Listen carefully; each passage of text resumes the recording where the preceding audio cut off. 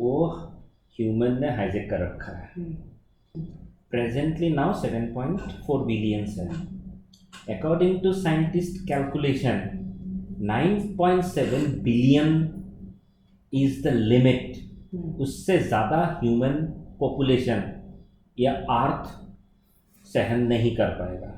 और साइंटिस्ट के कैलकुलेशन के हिसाब से 2043 is the time when this population will cross. 2040s we will see drastic changes in the population. Maybe disease, maybe crisis, economic crisis होंगे, वो होना शुरू ही हो गया है। वॉर्स, ये आप ज़्यादा पॉपुलेशन हो जाते हैं ना, प्रश्न आता है कि कौन रहेगा कौन नहीं रहेगा। एक बैक्टीरिया दूसरे बैक्टीरिया को मारते हैं। Welcome to the Sunday Monday show.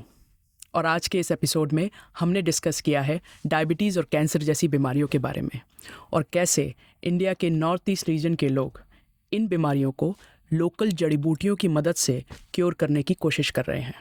इसके बारे में और जानने के लिए हम पहुँचे गुवाहाटी, असम, जहाँ मिले हमें हमारे आज के guest doctor Pranjan Barman. Doctor Pranjan Barman Guwahati university के बायोटेक्नोलॉजी डिपार्टमेंट में असिस्टेंट प्रोफेसर के पद पर कार्यरत हैं। आज इस एपिसोड से या आपको द संडे मंडे शो के किसी भी एपिसोड से कुछ सीखने को मिला है तो प्लीज़ हमें सब्सक्राइब करिए, अपने फ्रेंड्स एंड फैमिली के साथ शेयर करिए, क्योंकि इससे हमें बहुत ज़्यादा हेल्प मिलती है इस चैनल को ग्रो करने में। आपके जो भी फीडबैक है प्लीज़ हमें बताइए ताकि हम खुद को और इम्प्रूव कर सकें। We are always listening and travelling. Please enjoy the show.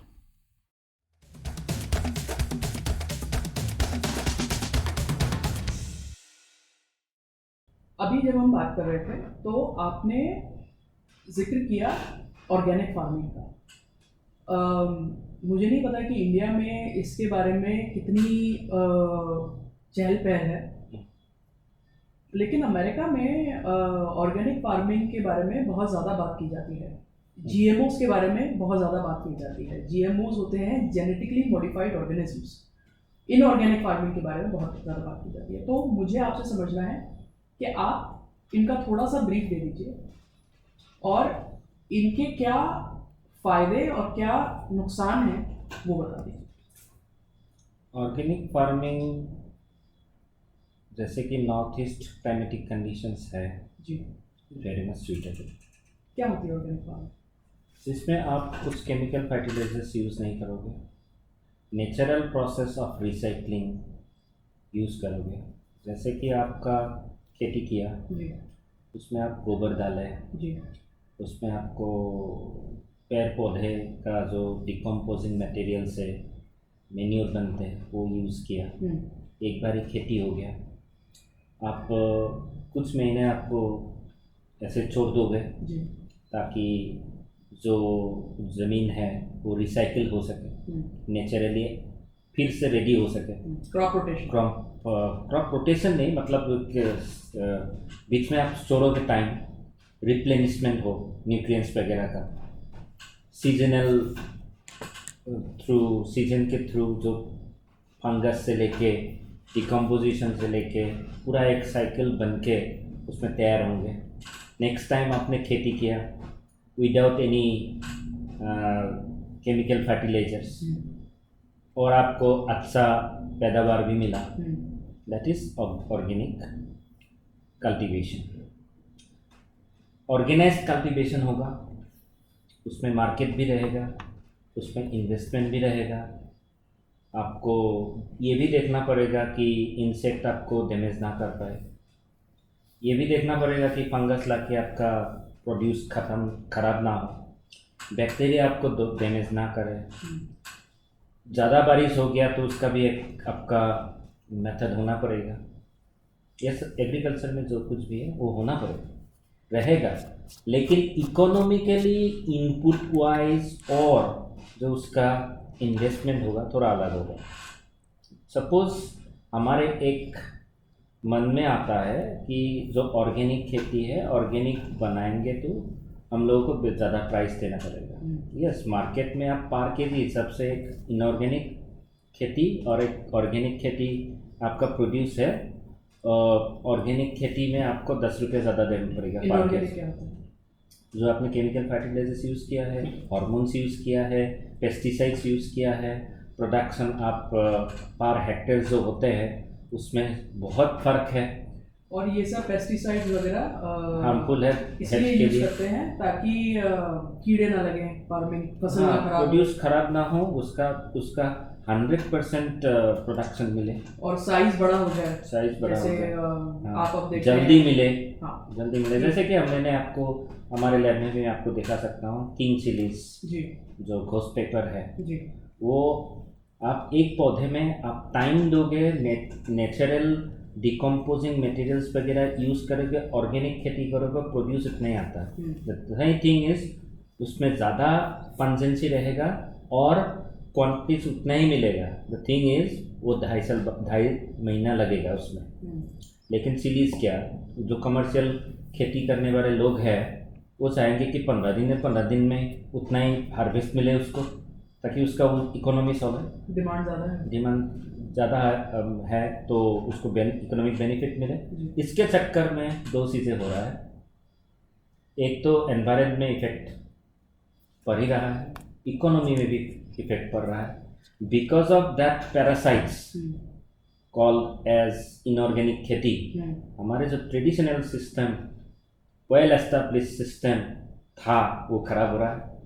जो ऑर्गेनिक खेती करके जीवन चला रहे थे उन लोगों की इकोनॉमी में बहुत ज़्यादा इफेक्ट आया है। लेकिन Suppose- ऑर्गेनिक खेती के फायदे क्या है? ऑर्गेनिक Versus खेती, इनऑर्गेनिक। हाँ, और मैं एक चीज़ बता रहा हूँ कि आप इनऑर्गेनिक खेती कर रहे हो, ऑर्गेनिक खेती कर रहे हो। एक बंदा इनऑर्गेनिक चीज़ें 10 रुपया ज़्यादा दे के खरीद रहा है, लेकिन अल्टीमेटली बेनिफिट उसको हो रहा है कंपेयर टू इनऑर्गेनिक जो चीज़ें खरीद रहे हैं। कैसे? एक तो आप 1 किलो लौकी लेके गए घर, जो ऑर्गेनिक वाला है वो आपका 7 दिन रहेगा, ये 2 दिन में चढ़ जाएगा। इनऑर्गेनिक वाला वो आपका, हाँ, वो आपका वेस्टेज ज़्यादा होता है। 2 नंबर पर हेल्थ इश्यूज किडनी स्टोन से लेके आपका सब मेटाबोलाइट डिसऑर्डर्स, लीवर से लेके सबका इफेक्ट पड़ता है इनऑर्गेनिक से। ये डॉक्यूमेंटेड है। हाँ, डॉक्यूमेंटेड है। बहुत सारे केमिकल्स, टॉक्सिक केमिकल्स रहते हैं जो एट हायर क्वांटिटीज बहुत टॉक्सिक है। यूरिया, सपोज यूरिया अभी फिशेस में भी डाल रहे हैं। What is urea? यूरिया हमारे बॉडी से एक्सक्रीट करते हैं हम लोग एज टॉक्सिन्स, वो आप लोग खा रहे हो। लेकिन मेरा सवाल ये है, जो हम हेल्थ इश्यूज की बात कर रहे हैं बिकॉज ऑफ इनऑर्गेनिक फार्मिंग, क्या ये सिर्फ इंडिया में है या वर्ल्ड ओवर है? आई आस्क दिस दो एक डिफरेंस है, because एक बहुत अच्छा डिफरेंस है इसमें। एक सेकंड, मैंने ये सवाल इसलिए पूछा क्योंकि इंडिया में शायद जो पेस्टिसाइड्स वगैरह यूज़ करने के लॉज हैं कि आप कितनी क्वांटिटी में यूज़ कर सकते हैं, वो इतने स्ट्रिक्टली इम्प्लीमेंटेड नहीं है वर्सेस अदर कंट्रीज। तो इसलिए मैंने सवाल पूछा कि जब आप मैं रीजन स्पेसिफिक बोल रहा हूँ, रीजन स्पेसिफिक। जी, खेती नॉर्थ ईस्ट में होगा, खेती महाराष्ट्र में होगा। महाराष्ट्र में दाल उगाया जाता है, उसमें आप इंटरवेंशन नहीं करोगे, प्रोडक्शन जीरो होगा। दाल का खेती आप थोड़ा बहुत मैन्योर वगैरह आर्टिफिशियल ये केमिकल फर्टिलाइजर्स यूज़ नहीं करोगे तो प्रोडक्शन होगा ही नहीं। क्यों? ज़मीन ही ऐसा है, उसके लिए हमारे इकोनॉमी के लिए वो ज़रूरी है। लेकिन नॉर्थ ईस्ट में जो खेती होता है it should be organic because of the climatic condition, because of the eco climatic reasons, उसका जो ओरिजिनलिटी है ये सब। अब मैं कभी भी नहीं बोल रहा हूँ कि महाराष्ट्र में भी ऑर्गेनिक होगा, नहीं हो पाएगा, प्रैक्टिकली पॉसिबल नहीं है, साइंटिफिकली पॉसिबल नहीं है। अब कॉटन कोई इंडस्ट्री के लिए जो कॉटन प्रोडक्शन होते हैं ये विदर्भ रीजन में, ये ब्लैक सॉइल में, उसमें आप कुछ नहीं डालोगे तो कुछ नहीं होगा।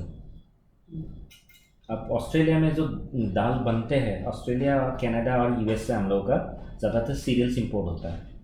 इंडिया ओनली 13% बनाते हैं, इसलिए दाल का प्राइस इंटरनेशनल मार्केट में बढ़ेगा तो हमारे यहाँ बढ़ेगा। 200 रुपया ये मोदी जी ने किया नहीं है, और सॉरी मतलब ये हमारे गवर्नमेंट ने नहीं किया है कि 200 रुपया पर केजी है, इट्स इकोनॉमी।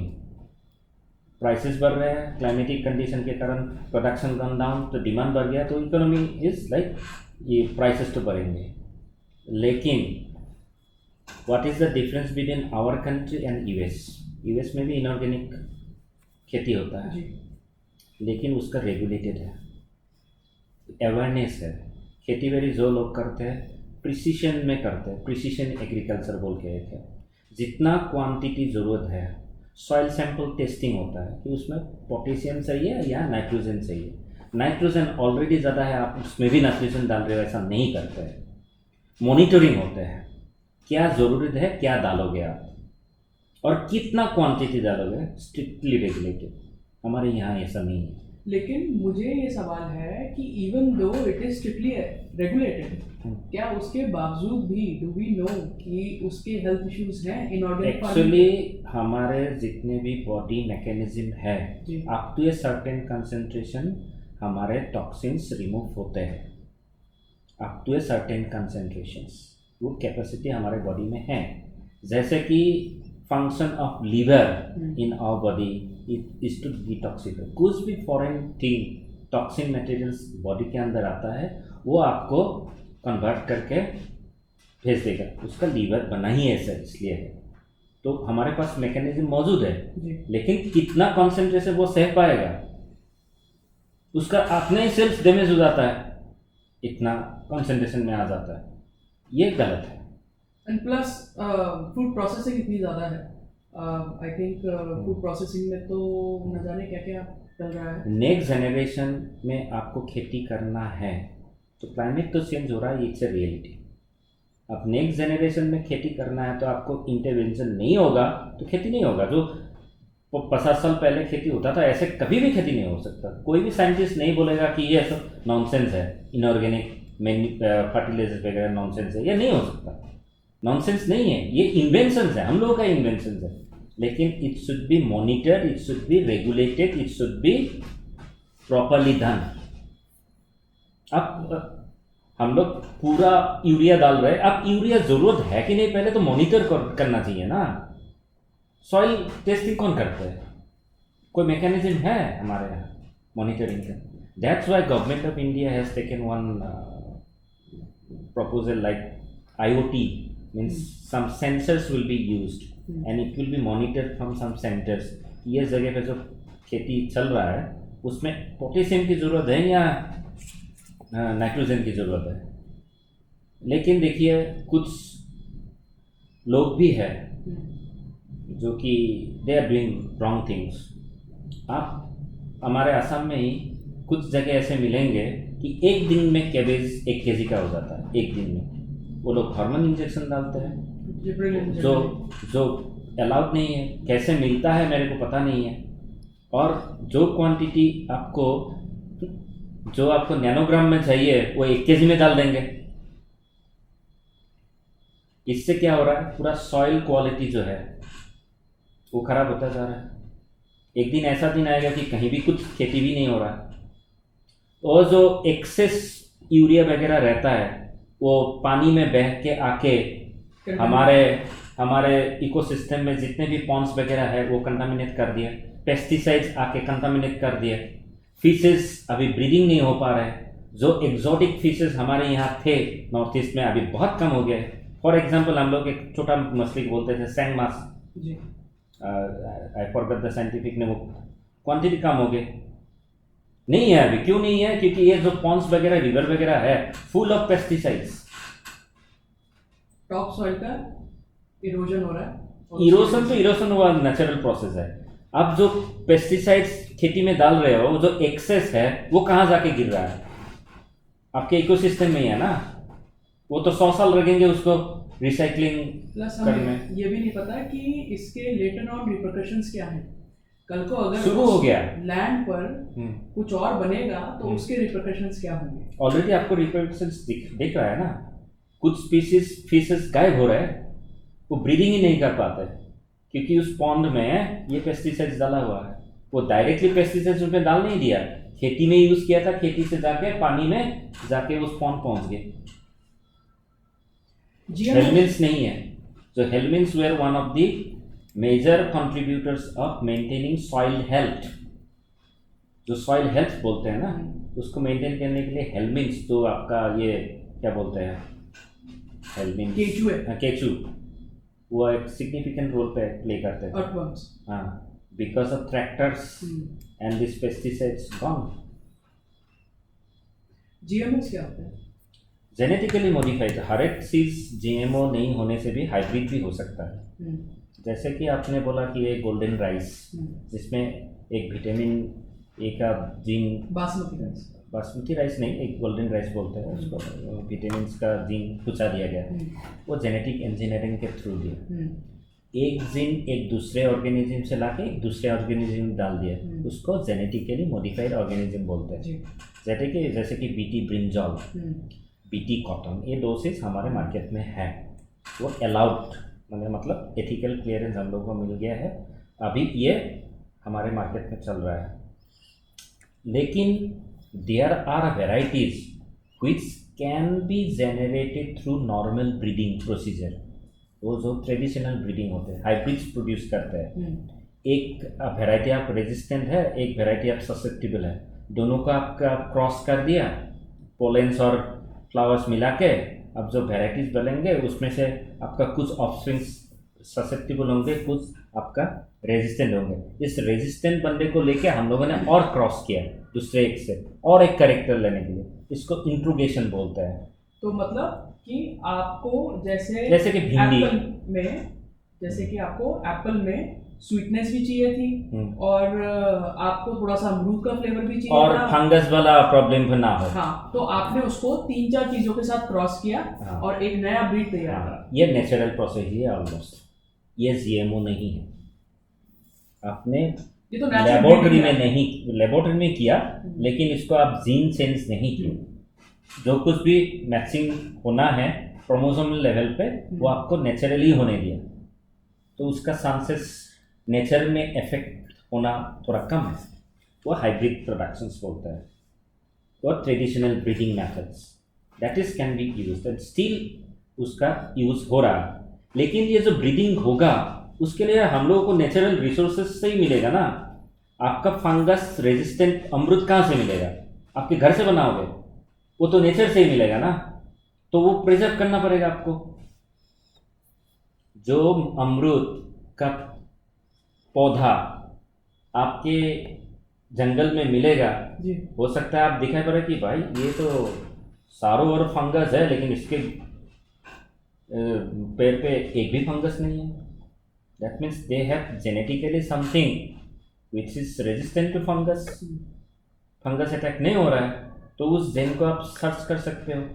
हमारे पास अभी उसको तो इतना है कि आप जीन एडिटिंग भी कर सकते हैं, क्रिस्पर बोल के एक टेक्नोलॉजी है, आप तो अपना जीन भी चेंज कर सकते हैं। लेकिन मेरा क्वेश्चन ये था कि जो जेनेटिकली मॉडिफाइड क्रॉप्स हैं, अब तो बहुत हैं, तो क्या उनके रिपरकशन? ये एक मैं मिथ मानता हूँ कि GMO खाने से आपका कुछ होगा, क्योंकि जो हमारे देश में जो चिप्स वगैरह मिलते हैं डिफरेंट कंपनीज के, जो उसमें पोटैटोज होते हैं, वो बाहर के कंट्रीज में से बहुत सारे आते हैं, चाइना से भी आते हैं, US से भी आते हैं। एंड यू नो US में potatoes they are transgenics only, सब GMO है। हाँ, सब GMO है।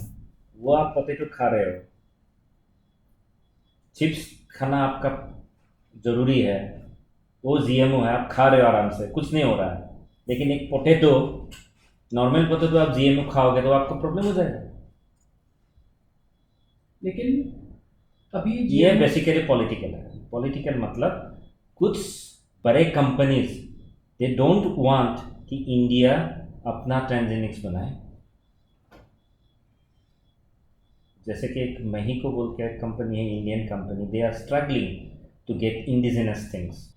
तो कोई फॉरेन कंपनीज नहीं चाहेगा कि इंडिया कुछ बना ले अपना कंपनी। लेकिन GMO जो है फिर भी काफ़ी रिसेंट है, लास्ट 50 years में आया है, राइट? तो a generation hasn't passed yet, एक पूरी जनरेशन नहीं चली है GMO पे। दूसरे कंट्रीज में है, इतना इतना पुराना नहीं। जीएमओस खा के ही बड़े हुए हैं, बहुत सारे लोग तो अभी मरने वाले भी हैं जीएमओ खा के ही। सो 50 साल हो गया है। मुझे थोड़ा सा बात करना है कि जीएमओस का फायदा क्या है, राइट। एक जो मुझे समझ में आता है ओवरऑल वर्ल्ड वाइड जीएमओ का फायदा ये है कि अभी हमारे पास लैंड मास कम हो गया है खेती करने के लिए पूरे वर्ल्ड में, और पॉपुलेशन बढ़ता जा रहा है, तो we need to feed population. दो चीज़ें। जी एज बायोटेक्नोलॉजी वर्कर, जी researcher, I can tell you 2 things. Climate change के वजह से हमारे पौधे वगैरह जो कंडीशन पहले था ऐसे कंडीशन नहीं है, होने के कारण प्रोडक्टिविटी कम हो गया है। प्रोडक्टिविटी इंक्रीज करना है, जीएमओ के अलावा कोई अदर टेक्नोलॉजी ह्यूमन के पास नहीं है। मोर ओवर प्रोडक्ट्स, हमारे पॉपुलेशन जिस हार में बढ़ रहे हैं उसको मीट करने के लिए ट्रांसजेनिक्स के अलावा कोई ऑप्शन है ही नहीं। थर्ड थिंग, आपको टॉक्सिक केमिकल्स खा के जी हॉस्पिटल जाके किडनी ट्रांसप्लांट करना जरूरी है, या एक जीएमओ खा के कुछ नहीं होना ज़्यादा अच्छा लगेगा? आप तो केमिकल यूज करके जो ट्रेडिशनल क्रॉप्स है उसमें तो पूरा केमिकल भरा रहता है आजकल, दाल से लेके चावल से लेके सब कुछ, वो आप खा सकते हो केमिकल वाला, आप जीएमओ नहीं खा सकते। जीएमओ खाने से क्या हो जाएगा? जीएमओ से टॉक्सिक चीजें तो आप ऑलरेडी खा रहे हो, और नेचुरली एक चीज आप खा रहे हो तो आपका जीन का क्या कर लेगा? वो मैकेनिज्म ही नहीं है। दीज आर ऑल मिथ कि जीएमओ खाने से आपका जेनेटिकली कुछ हो सकता है। नहीं, जेनेटिकली कुछ होना तो पॉसिबल नहीं। हाँ नहीं, बहुत सारे लोग बोलते हैं Oh, really? मार्केट में, नहीं, बहुत सारे लोग बोलते हैं। ये तो मैंने अपने रिसर्च करियर में नहीं सुना। हाँ, हो ही नहीं सकता कुछ। हाँ, एक बात आपने पॉपुलेशन लिमिट की थी, हाँ, वो मुझे थोड़ा समझना है कि क्या है कि जो हमारी अर्थ, जिस मदर अर्थ पे हम रहते हैं, उसका ह्यूमन पॉपुलेशन के लिए एक साइजिंग लिमिट तय है, क्या है वो? हम लोग जब इकोलॉजी पढ़ते हैं, जी बहुत सारे साइंटिस्ट हैं, उन लोगों ने बहुत सारे प्रिंसिपल्स हम लोगों को देके गए हैं। जी एक तो है आपका इकोसिस्टम में उदाहरण क्षमता। एक इकोसिस्टम में एक ही स्पीसीज का कितने इंडिविजुअल्स वो इकोसिस्टम सस्टेन कर सकते हैं। आप पूरा बायोस्फीयर, मतलब अर्थ का जो बायोस्फीयर है वो ह्यूमन ने हाईजेक कर रखा है, सारा और ह्यूमन है। तो ह्यूमन इज ए स्पीसीज। ये तो हम लोग रोबोट तो अभी तक नहीं बने हैं हम लोग, फिर भी हम लोग भी स्पीसीज ही है। तो एक ही स्पीसीज का इतना इंडिविजुअल्स अर्थ के बायोस्फीयर में है। प्रेजेंटली नाउ 7.4 बिलियंस है। According to scientist calculation 9.7 billion is the limit. उससे ज़्यादा ह्यूमन पॉपुलेशन या अर्थ सहन नहीं कर पाएगा। और साइंटिस्ट के कैलकुलेशन के हिसाब से 2043 is the time when this population will cross. So during this decade, 2040s, we will see drastic changes in the population. हाँ Maybe disease, maybe crisis, economic crisis होंगे, वो होना शुरू ही हो गया है। वॉर्स, ये आप ज़्यादा पॉपुलेशन हो जाते हैं ना, बैक्टीरिया अपने ही बैक्टीरिया को मारते हैं। जब जगह को लेके प्रश्न आता है कि कौन रहेगा कौन नहीं रहेगा, एक बैक्टीरिया दूसरे बैक्टीरिया को मारते हैं। That is the basis of invention of antibiotics. Antibiotics क्या है? एक बैक्टीरिया दूसरे बैक्टीरिया को मारने के लिए केमिकल वेपन है।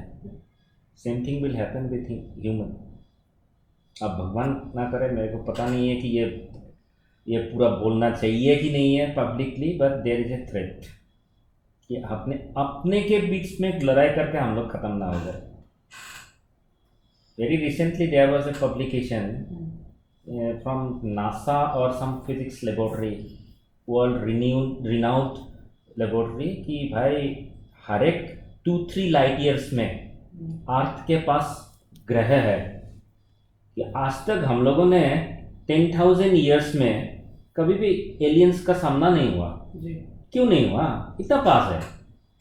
हमारे तो बहुत सारे हो सकते हैं कि हमारे से ज़्यादा इवॉल्व सोसाइटीज होंगे। मिल्की वे में भरे पड़े हुए आपका ग्रह। कैसे पता आपको? अच्छा, ग्रह भरे पड़े, मुझे लगा हाँ। आप कहने वाले हो एलियंस भरे हुए हैं। नहीं या क्यों हम लोग एक्सपोजर नहीं हो रहे हैं उन लोगों से? एक भी सिग्नल नहीं आया आज तक। There was one signal. No that is not confirm. The signal wow. हाँ हाँ हाँ हाँ, उसमें एनालिसिस फिर से चल रहा है, उसका कोई भरोसा नहीं है, वो एलियन ही है। ओके। इसका रीज़न उन्होंने बताया कि all societies has a tendency of self destruction. By the time they get into a situation कि दूसरे ग्रह को सिग्नल दे पाए, अपने आप खत्म हो जाता है। एक्चुअली सेल्फ डिस्ट्रक्शन, हाँ। वो अपने आप में झगड़े बगड़े करके खत्म कर देता है। एक्चुअली मंगल ग्रह में यही ऐसा ही हुआ। अगर आपने स्टार ट्रेक देखा है, इट्स अ शो, बहुत फेमस शो है, मूवीज भी आई हैं स्टार ट्रेक की, सीरीज भी चलती रहती है। तो it's a show about space exploration. उसमें वो स्पेसशिप लेके स्पेस एक्सप्लोरेशन करते हैं, एंड उसका जो टाइम पीरियड दिखाया है, it's you know I think way way way ahead of us. उसमें ये थ्योरी बहुत प्रोमिनेंटली समझाई है। एक एपिसोड मुझे याद है, because I am a Star Trek fan, तो एक एपिसोड मुझे याद है कि वो एक प्लैनेट के सिर्फ बाहर इकोसिस्टम में खड़े हैं अपना स्पेसशिप पार्क करके, और उस प्लैनेट का एवोल्यूशन देख रहे हैं।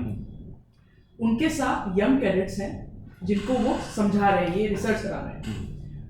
तो वो प्लैनेट माइक्रो ऑर्गेनिज्म से शुरू हुआ, और फिर उस पे ह्यूमन बीइंग्स लाइक सेंशिएंट मतलब जो सोच समझ सकते हैं, ऐसे बीइंग्स आए। उनका पूरा लाइफ साइकिल चला, और कुछ टाइम बाद वो खुद ही खत्म हो गया। Self destruction. तो वो ये बहुत अच्छे से समझाया गया है कि every species has that tendency to self destruct. The Sunday Monday show के इस एपिसोड को देखने के लिए आपका बहुत बहुत शुक्रिया, और उम्मीद करते हैं कि आज आपको इस एपिसोड से कोई नई जानकारी मिली होगी। इस शो को अपने फ्रेंड्स एंड फैमिली के साथ शेयर कीजिए। आपके जो भी सजेशंस एंड फीडबैक है हमें कमेंट सेक्शन में बताइए, और एक छोटा सा लाइक कर दीजिए। Thank you.